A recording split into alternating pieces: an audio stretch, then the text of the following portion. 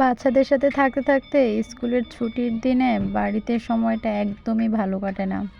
আসসালামু আলাইকুম। আজকে আপনাদের সাথে শেয়ার করছি আমার স্কুলের বাচ্চাদের সাথে কিছু সময়। অনেক কুয়াশা, সকালবেলায় সকাল সকাল বের হয়ে গেলাম স্কুলে যেতে। আর স্কুলে এখন ক্লাস হয় না।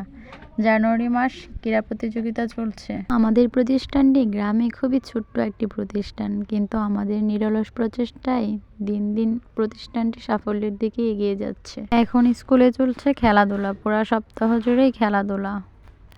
স্কুলে যাওয়ার পর প্রথমেই হচ্ছে বাচ্চাদের প্রাত্যহিক সমাবেশে তো প্রথমেই কোরআন তেলাওয়াত দিয়ে আমরা দিনের শুরুটা শুরু করি।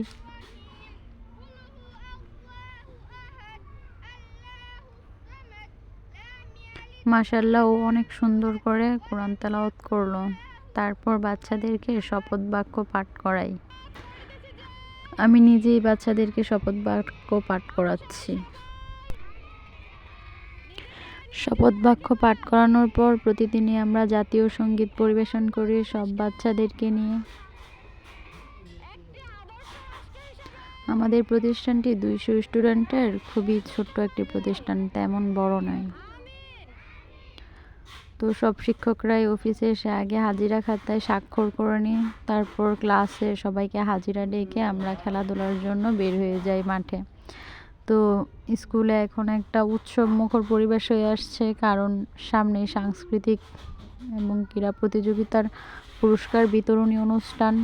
সবাই খেলাধুলায় একটু কৌতূহলী হয়ে আছে। তো বাচ্চারা এখানে মিউজিক্যাল চেয়ার খেলা খেলছে, দৌড় প্রতিযোগিতা। এখানে বাচ্চারা নতুন স্টুডেন্ট আছে অনেক, প্লে ক্লাসের যে বাচ্চাগুলো, ওদেরকে আমরা খেলাধুলার প্র্যাকটিস করাচ্ছি। ওদের আসলে খেলাধুলা নিয়ে তেমন অভিজ্ঞতা নেই, তো প্রাইমারি লেভেলটাই তো বাচ্চাদের সব কিছুর হাতে করি, তো এখান থেকেই তো সব কিছু শেখা। যেমন শিক্ষা তেমনই আনন্দ পাওয়ার। আসলে সব কিছুই বাচ্চাদেরকে করাতে আনন্দ না পেলে তো তাদের পড়ালেখার মনোযোগটাই হয়ে উঠবে না।